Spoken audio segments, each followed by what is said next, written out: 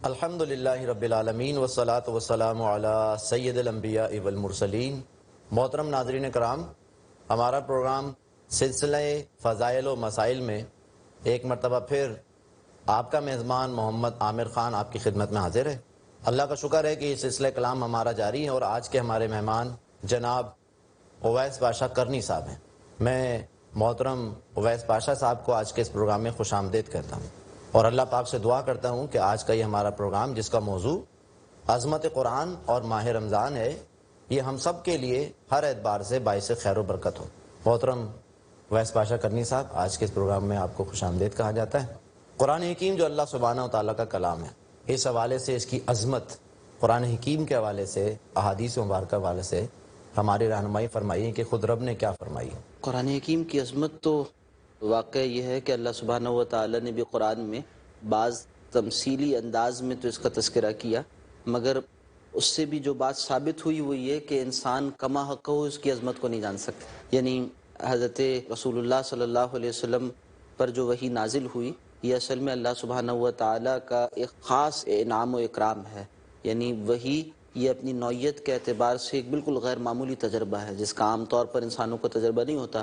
رسول اللہ صلی اللہ علیہ وسلم کے قلب مبارک کو اس وحی کے تحمل کے لیے تیار کیا گیا، اور جس طرح تیار کیا گیا سیرت کے واقعات واضح ہیں۔ شق صدر کا واقعہ یہ تو نبی کریم صلی اللہ علیہ وسلم اس واقعے کی جو تعبیر فرماتے ہیں کہ میرا دل وہ نکالا گیا اور اس کے بعد اسے ایک ایسے برتن میں جو ایمان سے بھرا ہوا تھا اس میں دھو دیا گیا اسے اور واپس رکھ دیا گیا۔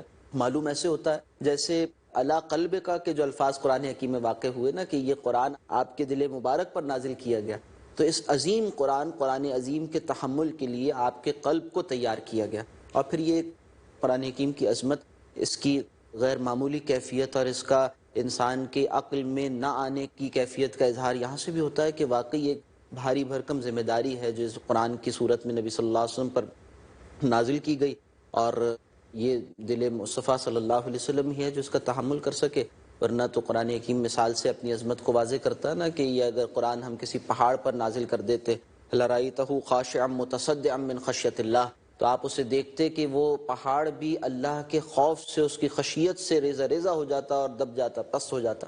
ماشاءاللہ، بہت پیاری بات آپ نے کی محترم اویس پاشا کرنی صاحب کہ مسلمانوں میں قرآن حکیم کی عظمت تو ہے، اس کا احترام جیسے ہونا چاہیے الحمدللہ موجود ہے، لیکن اس کے جو پھر تقاضے ہیں، جو اس کے مطالبات ہیں، جو عظمت اس کی جو ہے اس اعتبار سے اس طرف ہماری توجہ نہیں ہے۔ تو آپ یہ فرمائیے کہ عظمت قرآن کے حوالے سے ایک مسلمان کا طرز عمل کیا ہونا چاہیے، اس کو سب سے پہلے کس طرح اس کی عظمت کے حوالے سے کام کرنا چاہیے؟ یہ سب سے پہلی بات جو ہے وہ تو یہ ہے کہ اس کو مانا جائے، اس پر ایمان لایا جائے جیسا کہ ایمان لانے کا تقاضا ہے۔ اور یہ بات سے زیادہ بڑھ کر اہم ہے کہ یہ سمجھنا کہ ہم مسلمان گھرانے میں پیدا ہوئے ہیں بس ہمیں ایمان حاصل ہے، یہ صرف فار گرانٹڈ سمجھ لینا یہ اپنی جگہ غلط فہمی ہے۔ ایمان ایک حقیقت کا نام ہے، ایمان ایک روشنی کا نام ہے، اور جس طرح سے بلب جل رہا ہو تو روشنی ہوتی ہے، بلب بند ہو تو روشنی نہیں ہوتی، اور اندھیرا اور روشنی برابر نہیں ہوا کرتے، اسی طرح سے ایمان حقیقی اور عدم ایمان حقیقی کیفیات برابر نہیں ہوا کرتے۔ جس دل کے اندر ایمان کی شمع روشن ہو، حقیقی ایمان کی، تو یہ اس کے لیے ایسے ہی موضوع ہے جیسے روشنی اور اندھیرا۔ تو جو ایمان ہمیں نسلاً حاصل ہے اسے ہم اصلی ایمان بنائیں، اور اسی طرح سے وہ ایمان جس کا ہم دعویٰ زبان سے رکھتے ہیں کہ یہ قرآن اللہ کی کتاب ہے، کیا واقعی اسے ہم اللہ کی کتاب سمجھتے ہیں؟ اگر اسے اللہ کی کتاب سمجھتے ہیں تو اس کے ساتھ وہ تعلق ہو، وہ کام ہو جو آج مسلمان کر رہا ہے کہ اسے بند کر کر اوپر رکھ دے، یا یہ کہیں پوچھا جائے کہ مسلمان کیسے ہوتے ہیں تو جواب یہ ملے کہ مسلمانی در کتاب مسلمہ در گور، کہ جسے مسلمانی کہتے ہیں، اسلام کہتے ہیں، وہ تو کتاب میں ہے، اور جسے مسلمان کہتے ہیں وہ قبروں میں ہے۔ یعنی مسلمان تھے ہمارے آبا، اور جسے اسلام کہتے ہیں وہ کتاب میں، بس یہ نہیں، بلکہ قاری نظر آتا ہے حقیقت میں قرآن کی کیفیت کا حامل ہو، یعنی وہ ایمان اس کے اندر ایسے جاگزی ہو جائے کہ اب اس کے اعمال وہ اعمال صالحہ ہو جائیں جنہیں قرآن اعمال صالحہ کہتا ہے، تو یہ ایمان ہوگا انشاءاللہ۔ یہ پھر یہ عملی ایمان ہے، یہ وہ ایمان ہے جو اس کے عمل سے متعلق ہے۔ اس ایمان کے حصول کی کوشش کریں، اور یہی وہ متاع ہے جس کے حصول کے لیے صحابہ اکرام نے بہت محنت کی ہے۔ اس متاع کے بغیر جو ہے وہ پھر قرآن کے احکامات انسان سے متعلق نہیں رہتے۔ محترم اویس پاشا کرنی صاحب یہ فرمائیے کہ یہ ایمان جس کو آپ نے فرمایا ایک روشنی ہے، سبحان اللہ. قرآن حکیم اولو الالباب کے حوالے سے نشانیوں کا تذکرہ کرتا ہے کہ یہ زمین، آسمان، چاند، سورج، ستارے یہ اللہ پاک کی نشانیاں ہیں. ان نشانیوں سے بھی کیا رب کے معرفت اور ایمان حاصل ہوتا ہے؟ جی بالکل حاصل ہوتا ہے، اور یہ قرآن حکیم کا ایک مستقل تھیم ہے. مگر اس پر ایک اعتراض بھی لوگ واقع کرتے ہیں، اس اعتراض پر کچھ بات عرض کروں گا. پہلی بات تو یہ، اہل ایمان کے لیے تو یہ اپنی جگہ ایک مستقل نشانی، یعنی اللہ نے آیات کا کانسیپٹ ہی بہت خوبصورت ہے نا، کہ آیت کیا ہے؟ نشانی. اور قرآن حکیم کی تمام آیات وہ اصل میں کیا ہیں؟ اللہ کی نشانی ہے. سبحان اللہ. اور پھر یہ کائنات کیا ہے؟ یہ بھی نشانی ہے. ان فی ذالک لآیہ، قرآن حکیم بار بار یہ لفظ استعمال کرتا ہے. اب وہ کسی قوم پر عذاب کے آنے کے واقعے کو بھی آیت نشانی قرار دیتا. جیسے سورہ آل عمران میں فرمایا گیا کہ ان فی خلق السماوات والارض واختلاف اللیل والنہار لآیات لأولی الالباب، کہ اللہ سبحانہ و تعالی نے آسمان و زمین کی تخلیق میں، اسی طرح سے دن اور رات کے آگے پیچھے آنے جانے میں نشانیاں رکھی ہیں. کن کے لیے؟ جو عقل مند ہیں. اب یہ اولو الالباب کے لیے، اور اسی طرح قرآن حکیم اولو النہا کا بھی لفظ استعمال کرتا ہے، یعنی عقل مند لوگ، ان کے لیے نشانیاں ہیں. الحمدللہ صاحب ایمان شخص وہ ان ساری چیزوں کو دیکھا. وفی انفسکم افلا تعقلون بھی کہا گیا، تمہاری اپنی ذات کے اندر نشانیاں ہیں. تو آیات آفاقی بھی ہیں، آیات انفسی بھی ہیں، آیات قرآنی بھی ہیں. یہ تمام آیات یعنی نشانیاں مل کر انسان کو ایک حقیقت کی طرف پہنچاتی ہیں. وہ یہ ہے، وہ جسے ہم ایمان سے تعبیر کرتے ہیں. وہ ایک حقائق ایمانی کا مجموعہ جس کی حقیقت ایمانیات ثلاثہ پر مبنی ہے، اس کی طرف اشارہ کرنے والی ساری چیزیں. مگر جو بات میں عرض کرنا چاہ رہا تھا، جو آج خاص طور پر مغربی تہذیب نے ایک عجیب و غریب مسئلہ کریٹ کر دیا، اور کہیے کہ مغربی تہذیب کا پروردہ شخص، اس کے لیے چیزیں آیات نشانیاں نہیں بنتی، سائنس نہیں بنتی. کیوں نہیں بنتی؟ بلکہ ایک یونیورسٹی میں جانا ہوا ایک لیکچر کے لیے، تو وہاں ایک صاحب نے سوال کیا کہ یہ بتائیے کہ آپ یہ کہتے ہیں اور قرآن حکیم میں بات لکھی ہے کہ نشانیاں ہیں، اور یہ جو پوری کائنات ہے، یونیورس، یہ اللہ سبحانہ و تعالیٰ کی ذات کی نشانی بن جاتی ہے، معرفت کا ذریعہ بنتی ہے. تو مغربی مفکرین اور اسی طرح سائنسدان وہ اتنی بڑی بڑی تحقیقات کر رہے ہیں، وہ کیوں نہیں پہنچ جاتے اللہ سبحانہ و تعالیٰ؟ بات بڑی دلچسپ اپنی جگہ. اس کا جو انداز تھا وہ بہرحال جیسا بھی تھا، مگر بات دلچسپ تھی. اس کے اعتبار سے وہ سمجھنا چاہتا تھا اس بات کو. حقیقت کیا ہے؟ مثال ایسی ہے کہ جیسے کسی شے کا اگر تناظر غلط ہو جائے نا، اس کا فوکل پوائنٹ خراب ہو جائے اور اس کا نقطہ نظر اگر بگڑ جائے، تو پھر کوئی شے فوکس میں آ نہیں سکتی. جیسے آسان مثال دی جائے، اگر کوئی گلاس سیدھا رکھا ہوا اور آپ اوپر سے پانی ڈالیں تو گلاس میں پانی بھر جائے گا. مگر گلاس الٹا کر دیا جائے اور اوپر سے پانی ڈالا جائے تو کیا ہوگا؟ پانی اندر جائے گا، پانی بھرے گا ہی نہیں گلاس میں.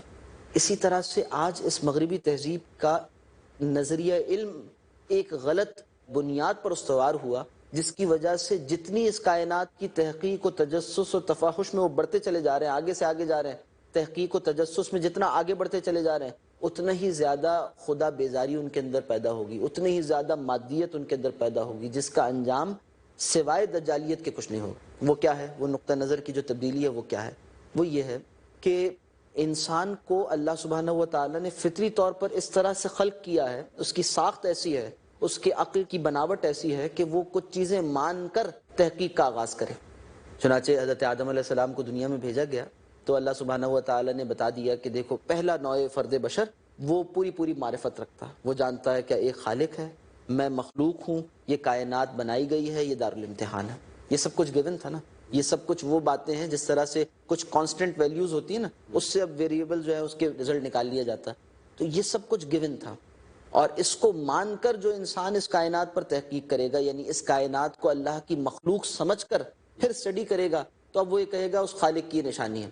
اور جو کہے کہ میں ایک ایسی مخلوق پر تحقیق کر رہا ہوں جس کا خالق ہی نہیں ہے کوئی یہ کہے کہ کوئی ایسا غیر فطری اور نامعقول تصور علم رکھتا ہو کہ یہ تصویر تو ہے مگر اس کا کوئی مصور نہیں ہے، تو اب بتائیے اسے کیا علم ملنا ہے اس سے، اور بتائیے اس سے کیا ایمان ملنا ہے اسے.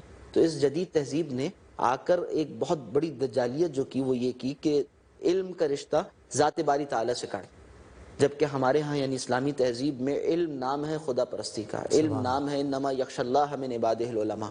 اللہ سے ڈرنے والے بندے ہی اصل میں وہ ہیں جو اس کے جاننے والے ہیں، اور جو جاننے والے ہیں وہی اللہ سے ڈرنے والے ہوتے ہیں. تو خشیت باری تعالیٰ، معرفت ربانی کے بغیر جو علم تحقیق کی راہوں پر آگے بڑھے گا وہ ایمان میں اضافے کا ذریعہ نہیں ہوگا. اور جو علم اللہ سبحانہ و تعالیٰ کو مان کر، یعنی ایک صحیح پوزیشن لے کر جس کا آغاز کیا جائے گا، وہ علم وہ ہوگا جو کہ پھر ان نشانیوں کو واقعی آیت بنائے گا، اور اس کے بعد وہ ایمان پر منتج ہوں گی انشاءاللہ العزیز. جزاکم اللہ خیراً اویس پاشا کرنی صاحب. آپ نے قرآن حکیم کی عظمت کے حوالے سے پہلا جو تقاضا ہے وہ واضح کیا. آپ ہمارے ساتھ رہیے گا، انشاءاللہ وقفے کے بعد ہم دوبارہ حاضر ہوں گے.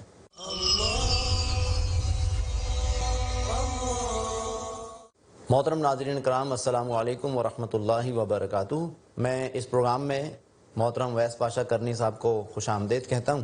پچھلی مرتبہ ہماری گفتگو عظمت قرآن کے حوالے سے جاری تھی اور آپ نے فرمایا تھا کہ اللہ کی ذات پر ایمان ہو، اور پھر ایمان باللہ یا ایمان بالآخرہ یا ایمان حاصل کرنے کا اصل ذریعہ یہ اللہ سبحانہ و تعالیٰ کی کتاب ہے. پھر جو نقطہ آپ نے واضح کیا تھا جہاں بات ہماری ختم ہوئی تھی کہ علم اور ہدایت میں فرق کیا ہے.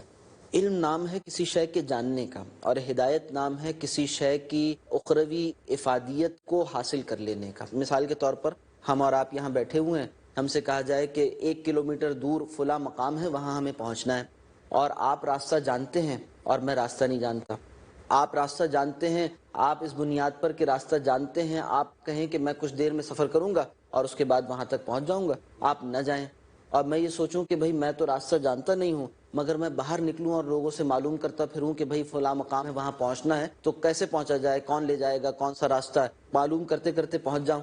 تو یہ پہنچ جانا جو ہے یہ اصل میں پھر کامیابی ہے نا. مگر جانا اور پھر اس کے بعد نہ جانا، یہ سوچ کر بیٹھ جانا کہ میں جانتا ہوں، یہ تو ناکامی ہو جائے گی. تو اسی طرح قرآن حکیم یہ بتاتا ہے کہ ایک ہے کسی شے کا علم، اور ایک ہے اس شے کے علم کے مطابق اس پر عمل کرنا اور مطلوبہ نتائج حاصل کر لینا. یہ ہدایت. کوئی شخص اگر قرآن حکیم کا علم بھی رکھتا ہے، دین کا علم رکھتا ہے، تفصیلات، تو ضروری نہیں ہے وہ ہدایت یافتہ ہو. اور قرآن حکیم وضاحت سے کہتا ہے اَضَلَّهُ اللَّهُ عَلَىٰ عِلْمٍ، اللہ سبحانہ و تعالیٰ نے اس کے علم کے باوجود اسے گمراہ کر دیا. ایک کردار، مضموم کردار کا ذکر کیا کہ اللہ نے اس کو اس کے علم کے باوجود گمراہ کر دیا. ہدایت اور علم دو علیحدہ علیحدہ چیزیں ہیں. یہ غلط فہمی ہے کہ کوئی سمجھے کہ علم ہے تو ہدایت لازمی ہے. ہاں البتہ صحیح ہدایت جو ہے وہ صحیح علم پر مبنی ہوا کرتی، جسے نبی کریم صلی اللہ علیہ وسلم نے علم نافع سے تعبیر فرمایا. اللہ سبحانہ و تعالیٰ ہمیں علم نافع عطا فرمائے، وہ جو کہ ہماری ہدایت میں اضافے کا ذریعہ بن جائے. الحمدللہ یہ بات واضح ہوئی عظمت قرآن کے حوالے سے کہ قرآن حکیم جہاں ہمیں ایمان لانے اور ایمان رکھنے کا مطالبہ کرتا ہے وہاں پر ہدایت حاصل کرنے کا ذریعہ یہ علم ہے. اور اگر محض علم حاصل کر لیا جائے، ہدایت نہ ملے، تو یہ دجالیت ہے، یہ کفر ہے، یہاں تک کہ وہ مصیبت بن جائے گی. محترم اویس پاشا کرنی صاحب یہ فرمائیے کہ عظمت قرآن کے حوالے سے آپ نے فرمایا کہ یہ سب سے پہلا مطالبہ قرآن حکیم کا یہ کہ اس پر ایمان لایا جائے، اس کے ذرائع بات آ گئی. مزید فرمائیے کہ قرآن حکیم کی روزانہ تلاوت کیا عظمت قرآن کا مطالبہ ہے؟ بالکل ہے، بالکل واضح مطالبہ ہے کہ اگر کسی شے کی عظمت میرے نگاہ میں ہے تو میں اسے اپنی زندگی سے غیر متعلق نہیں کر سکتا. یعنی یہ تو ایک کوئی چھوٹی سی کتاب بھی ہو ایسی جو کہ انسان کی، مثال کے طور پر کوئی ناول ہے، کوئی شاعری کی کتاب ہے جو آل ٹائم فیوریٹ کہلاتی ہے، اس طرح کی کوئی شے اس کی، تو وہ پھر اسے اپنے ڈیسک سے جدا نہیں کرتا، وہ اسے لائبریری کی بقیہ شیلفز کے اندر نہیں چھوڑ دیتا، بلکہ وہ اسے اپنے پاس رکھتا ہے اور اپنے مستقل اسٹڈی ٹیبل پر رکھتا ہے اور اس کو پھر گاہے بگاہے پڑھتا رہتا ہے. یہ تو انسان کی حقیر کتابوں کا حال ہے. کہاں اللہ سبحانہ و تعالیٰ کی ذات والا صفات اور پھر اس کے بعد اس کا کلام، اس کی حیثیت کیا ہونی چاہیے. اور پھر کتاب تو اس لیے ہوتی ہے کہ اسے پڑھا جائے، اور قرآن حکیم کی تلاوت یہ عام کتابوں کی مانند نہیں ہے. ہم دیکھیں زبان کے استعمال سے بھی واضح ہے کہ ہم عام طور پر تو لفظ استعمال کرتے ہیں قراءت کتاب، یعنی کتاب کا پڑھنا، مگر قرآن حکیم کے لیے لفظ تلاوت استعمال ہوتا ہے جو کسی اور کتاب کے لیے نہیں ہو سکتا. اصطلاحی لفظ ہے اور اس کے اپنی جگہ ایک خاص جو ہے کہ یہ فگریٹو معنی ہے کہ تلاوت کی گئی قرآن حکیم کی. اب تلاوت سے مراد کیا ہے؟ یہ تلاوت اپنی ذات میں خود ایک حق ہے قرآن کا، اور یہ خاصہ ہے قرآن کا، کسی اور شے کے لیے نہیں ہے. اور یہ یعنی جس طرح سے قرآن کی وضاحت کی گئی ہے نا ہمارے علماء کے ہاں، تو اس میں ایک فقرہ استعمال ہوتا ہے المتعبد بتلاوتہ. یہ وہ کتاب ہے جس کی تلاوت خود کار تعبد ہے، یعنی عبادت ہے، کوئی اور کتاب کی حیثیت نہیں. یہ بات کہ تلاوت ہوتی کیا ہے اس کو ذرا تفصیل سے سمجھنے کی ضرورت ہے. یہ سمجھنا کہ صرف عام طور پر جس طرح سے آج سمجھا جاتا ہے کہ ایک مقدس کتاب سمجھ کر پڑھ لیا جائے اور پڑھ کر جو ہے وہ اس کی عربی حروف کو صحیح طرح سے بس پڑھ لیا جائے، اس سے گزر جائے، وہ بھی سال میں ایک مرتبہ رمضان میں توفیق ہو جائے تو صحیح ہے، ورنہ پورے سال وہ کتاب جو ہے وہ کسی اونچے مقام پر رکھ دی جائے، یہ کتاب کی تلاوت کا حق نہیں. بلکہ تلاوت کے تو خاص معنی ہیں. تلاوت کے معنی کیا ہیں کہ اس کو قرآن حکیم جیسا کہ عربی میں ہے تو اب عربی زبان میں اسے پڑھنا آتا ہو. اور یہ ہر بندہ مومن کی ذمہ داری ہے کہ وہ کوشش کرے کہ وہ اتنا قرآن سیکھنا تو اس کے لیے فرض عین ہے کہ جتنا قرآن حکیم نماز میں پڑھنا ضروری ہے. پھر اس سے آگے وہ جتنا سیکھ سکتا ہو سیکھتا چلا جائے، سیکھتا چلا جائے. اور ایک وہ شخص کہ جس نے اور کوئی زبان سیکھی ہے، کوئی زبان لکھنا، یعنی پڑھا لکھا انسان ہے، تو اس کے لیے تو کوئی جائے مفر ہے ہی نہیں کہ وہ قرآن نہ سیکھے. یعنی یہ تو ناقدری ہوگی. عظمت قرآن تو ایک دوسرا پہلو، یہ تو قرآن کی نعمت کی ناقدری ہوگی کہ وہ اپنی مادری زبان یا کوئی اور زبان لکھنا پڑھنا جانتا ہو اور قرآن حکیم کی زبان نہ سیکھے. بندہ مومن تو وہ ہے نا کہ جس کی ترجیح سب سے پہلے اس کا دین ہے. تو دین کی کتاب، دین کی زبان وہ اسے سیکھنی چاہیے. ہاں البتہ جب تک نہ آئے اس وقت تک کم سے کم ترجموں سے استفادہ کرے اور قرآن حکیم کو صحیح طور پر پڑھ سکے. عربی حروف و مخارج ان کا لحاظ کرتے ہوئے، ان کی رعایت کرتے ہوئے قرآن حکیم کو پڑھ سکے. ساتھ ساتھ اس کے معنی کا تعلق. کبھی بھی الفاظ مقصود نہیں ہوتے. یعنی ایسا کبھی بھی نہیں ہوتا کہ کوئی شخص کوئی جملہ کہے اور کہے کہ اس سے کوئی مراد ہی نہیں، تب تو کوئی معنی ہی نہیں ہوئے. الفاظ تو ہوتے ہیں کسی بات کو کمیونیکیٹ کرنے کے لیے. تو کتاب اللہ کے الفاظ بھی بامعنی ہیں. نعوذ باللہ یہ تصور نہیں کیا جا سکتا کہ اللہ سبحانہ و تعالیٰ کی کتاب جو ہے وہ بے معنی ہے اور اس کے الفاظ مہمل ہیں. نعوذ باللہ، ہرگز نہیں. بلکہ وہ تو بامعنی کلام ہے اور وہ اپنے ایک معنی اپنے قاری تک منتقل کرنا چاہتی ہے وہ کتاب. چنانچہ ہمیں چاہیے کہ ہم اس کے معنی کو اخذ کرنے والے ہوں. ہاں مجرد تلاوت پر بھی ثواب اللہ نے رکھا ہے. یہ عام کتابوں کی طرح نہیں ہے کہ صرف معنی ہی مراد ہو، بلکہ اس کی جگہ اس کی تلاوت پر بھی ثواب ہے. جیسے کہ حدیث میں آتا ہے، حضرت عائشہ صدیقہ رضی اللہ تعالیٰ عنہا راویہ ہیں، فرماتی ہیں کہ رسول اللہ صلی اللہ علیہ وسلم نے فرمایا کہ اللہ سبحانہ و تعالیٰ نے ہر حرف کی قرأت پر جو ہے وہ 10 نیکیاں رکھی ہیں. اور یہ الف لام میم ایک حرف نہیں ہے، 3 حروف ہیں. الف پر 10 نیکیاں، لام پر 10 نیکیاں، میم پر 10 نیکیاں ملا کرتے تو 30 نیکیاں ہو گئی 3 حروف پر. تو الف لام میم کے معنی تو ہمیں معلوم نہیں ہے، حروف مقطعات میں سے ہے، مگر نیکیاں اس پر بھی ہیں. مگر مقصد کیا ہے نزول کا؟ وہ اصل میں حصول ہدایت کے لیے سمجھتے سمجھتے اس کو پڑھنا، سمجھتے ہوئے اسے پڑھتے چلا جانا، یہ مقصد ہے تلاوت کا. جیسے قرآن حکیم نے فرمایا الذین آتیناہم الکتاب یتلونہ حق تلاوتی اولئک یؤمنون بہ. تو گویا ایمان کا تعلق، ایمان کا تقاضا یہ ہے کہ ایمان کا تقاضا یہ ہے کہ قرآن حکیم کی تلاوت کی جائے. بجا صاحب آپ نے فرمایا کہ تلاوت سے مراد الفاظ کا صحیح معنی، صحیح پروننسیشن، صحیح مخرج کے ساتھ. اور تلاوت کے حوالے سے ایمان کا جو مطالبہ آیا اس کے 2 لیولز آپ نے بیان فرمائے. صحیح تجوید کے ساتھ اس کو پڑھنا ایمان رکھ کر، اور پھر یہ کہ اس کے جو الفاظ یا احکامات ہیں اس کو فالو کرنا. اب اس سلسلے کلام کو ہم آگے بڑھاتے ہیں. قرآن حکیم کی عظمت کے حوالے سے ایک شخص ہے جو اس پر ایمان رکھتا ہے، ایمان حاصل کر رہا ہے، اس کی تلاوت بھی کر رہا ہے، اس کو سمجھنے کی کوشش. سوال یہ ہے کہ تلاوت، محض تلاوت، آپ نے فرمایا کہ یہ عبادت کا ذریعہ ہے، لیکن کیا اس کے ایمان میں اور عمل میں خاص طور پر محض تلاوت قرآن حکیم سے بھی فائدہ ہوگا، یا پھر اس کے لیے اس کو سمجھنا، اس کی تعلیمات میں خاص طور پر گہرائی میں جا کر یقین کے درجے میں اس کو حاصل کرنا ضروری ہے؟ جی ضروری تو ہے. البتہ یہ نہیں کہا جا سکتا کہ مجرد یا محض تلاوت قرآن فائدہ مند نہیں ہے. نہیں، وہ بھی فائدہ مند ہے. اس کی اپنی افادیت، اس کی اپنی نورانیت ہے. یعنی جس طرح سے یہ کلام عام مخلوق کے کلام کے مشابہ نہیں ہے کہ مخلوق کا کلام تو صرف معنی پر مقصود ہوا کرتا ہے، معنی پر محمول ہوا کرتا ہے، اپنی ذات میں اس کے اندر کوئی نورانیت اور برکت نہیں ہوتی. قرآن حکیم اللہ کا کلام ہے، اس کے کئی علوم و معارف ہیں، اس کے اندر برکت اور رحمت اور اسی طرح سے تقدس کا پہلو وہ ایسا ہے جو کوئی اور کتاب شیئر نہیں کرتی. تو اس اعتبار سے بجا طور پر قرآن حکیم کی مجرد تلاوت بھی حصول برکت، حصول ثواب، اسی طرح سے حصول رحمت اور اسی طرح سے نورانیت اور روحانیت اور بے شمار فضائل کے اکتساب کا ذریعہ ہے. اور جہاں یہ پڑھا جائے اس کے بے شمار فضائل ہوں گے جو غیر معمولی بھی ہوں گے، غیر محسوس بھی ہوں گے، اور اسی طرح سے ہم صرف عقل کے تابع ہو کر اسے محدود نہیں کرتے معنی تک. مگر یہ بھی نہیں کہا جا سکتا یا یہ کہنا درست نہیں ہوگا، ورنہ بہت سے حرف اٹھ جائیں گے اور بہت سی باتیں کہیے کہ ناقابل فہم ہو جائیں گی سیرت رسول میں اور سیرت صحابہ میں، کہ قرآن حکیم سے مقصود ہدایت ہے. یہ ایسا جملہ ہے جس سے کہ کہیے کہ اس کا اصل مقصد نزول واضح ہو سکتا. یہ باقی چیزیں اس کے وہ بائی پروڈکٹس ہیں، اس کے ساتھ جڑی ہوئی وہ باتیں ہیں جو بہرحال حاصل ہو کر رہیں گی. اور البتہ جس مقصود اصلی کے لیے قرآن نازل کیا گیا، قرآن حکیم بار بار کھول کھول کر اسے واضح کرتا ہے.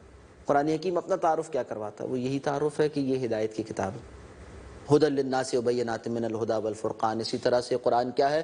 ذالک الکتاب لا ریب فیہ ھدی للمتقین. یہ ھدی للناس بھی ہے، ھدی للمتقین بھی ہے، یعنی ہدایت کی کتاب ہے. اور پھر اسی طرح سے نبی کریم صلی اللہ علیہ وسلم سے فرمایا گیا کہ لتبین للناس ما نزل الیہم. آپ واضح کر دیں اس شے کو جو آپ کی جانب نازل کیا، جو ان کی جانب نازل کیا گیا آپ کے اوپر، لوگوں کے لیے نازل کیا گیا. وہ ہدایت، اس کو واضح کر دینا مقصود تھا تاکہ اس کے ذریعے سے ان کے لیے راہ حیات روشن ہو جائے، شاہراہ حیات روشن ہو جائے، معلوم ہو جائے کہ وہ صراط مستقیم کیا ہے، جس صراط مستقیم پر چل کر بندہ مومن، جس کے اختتام پر جنت واقع ہوئی ہے، جس راستے کے اختتام پر جنت واقع ہوئی ہے، بندہ مومن اس پر اگر چلتا رہے تو آخر کار وہ جنت میں انشاءاللہ داخل ہوگا. تو یہ مقصد نزول تو ہدایت. گویا عظمت قرآن کا یہ عملی پہلو یہ بنا کہ سب سے پہلے اس پر دل کی گہرائیوں سے یقین یا ایمان رکھا جائے، پھر اس کی روزانہ تلاوت اور اس سے جو ہدایات اخذ کی جا رہی ہوں اس پر انسان کا عمل ہو. اور یہ اصل میں مطلوب بھی یہی ہے کہ یہ ہدایت دی گئی اسی لیے کہ اس سے عملی جو ہدایات حاصل کی جائیں اور اوامر اور نواہی قرآن حکیم کی جو ہے اس پر عمل کیا جائے. اب سوال یہ پھر اٹھایا جا سکتا ہے جو ہم اپنے معاشرے کی جائزہ لیتے ہیں، قرآن حکیم کو کتاب ہدایت کے طور پر نہیں پڑھا جا رہا، قرآن حکیم کو دیگر مسائل میں استعمال کیا جا رہا ہے. تو یہ مختصر ذرا بتائیے گا، وقت ہمارے پاس محدود ہے، کہ اگر قرآن حکیم کو کتاب ہدایت کے طور پر، دا بک آف گائیڈنس کے طور پر استعمال نہ کیا جائے تو رب سبحانہ تعالیٰ کا غصہ اور غضب بھی نازل ہوتا ہے. جی بالکل ہوتا ہے، اس لیے کہ جب اللہ کہہ رہا ہے کہ میں نے نازل ہی سے ہدایت کے لیے کیا اور لوگ اسے چھوڑ بیٹھیں تو پھر اس کے بعد غضب ہی کے مستحق ہوں گے، جیسا کہ آج امت مسلمہ کا حال ہے. جس طرح سے قعر مذلت میں پڑے ہوئے ہیں، جس طرح سے پستی کی انتہاؤں کو پہنچ چکے ہیں، یہ تو اصل میں وہ خدائی تقدیر ہے جو پوری ہو رہی ہے. یعنی اللہ سبحانہ و تعالیٰ نے ایک بات طے کر رکھی ہے کہ یہاں قوموں کے عروج و زوال کا قاعدہ یہ ہے کہ جو اس کتاب کو تھامے گا اسے عروج دیا جائے گا، جو اس کتاب کو چھوڑ دے گا اسے زوال سے دوچار کیا جائے گا. ان اللہ یرفع بہذا الکتاب اقواما ویضع بہ آخرین. حضرت عمر رضی اللہ تعالیٰ عنہ راوی ہیں، رسول اللہ صلی اللہ علیہ وسلم کا فرمان ہے، مسلم شریف میں نقل ہوا ہے. تو یہ تو ایسا قاعدہ کلیہ ہے جس کے مطابق مسلمانوں کے ساتھ اللہ نے فیصلہ کیا، اور پہلے بھی عروج ملا تھا تو اسی کتاب کو تھامنے کی بنیاد پر ملا تھا، اور آج زوال ہے تو اس کا بھی سبب یہی ہے. آج امت نے اس قرآن کو اور بہت سے مقاصد کے استعمال کیا، مگر اس کا مقصد نزول اسے بھلا بیٹھے. وہ جو اقبال نے مرثیہ کہا ہے نا، مرثیہ کس بات کا کہ قوم کا، امت کا تعلق قرآن سے کیا ہو گیا کہ بآیاتش ترا کار جزی نیست کہ از یاسین او آصاب میری، کہ آج اے قرآن تیری آیات سے ہمیں بس یہ سروکار رہ گیا ہے کہ کسی مرنے والے کے سرانے پڑھ کر اس کی موت کو آسان کر دیں، بس یہ کام رہ گیا، اس لیے نازل ہوا تھا قرآن. صحیح ہے، یہ بات آئی ہے، ذکر ہوئی ہے روایت حدیث میں، ایسا کر لینے میں قباحت نہیں تھی. مسئلہ یہ ہے کہ کیا مقصد نزول یہ تھا قرآن کا؟ حصول ثواب، ایصال ثواب بس، اور اس اعتبار سے اس کو یعنی زندہ ثواب حاصل کریں اور مردہ کے لیے ثواب ایصال کر دیا جائے کہ یہ حصول ثواب و ایصال ثواب کی کتاب تھی صرف. صحیح ہے، یہ اس کے ذیلی مقاصد تھے یا کہیے ذیلی فوائد تھے جو حاصل ہو رہے تھے، مگر اصل مقصد تو ہدایت ہے نا. اس ہدایت کو آج فراموش کر دیا گیا. در بغل داری کتاب زندگی، آج ضرورت اس بات کی ہے کہ زندہ کتاب جو آج مسلمانوں کے پاس موجود ہے اسے نکال کر اپنے لیے شاہراہ عمل پر اس سے جو ہے وہ روشنی حاصل کی جائے اور آگے بڑھا جائے تاکہ اللہ سبحانہ و تعالیٰ اس قوم کی تقدیر کو تبدیل کرے.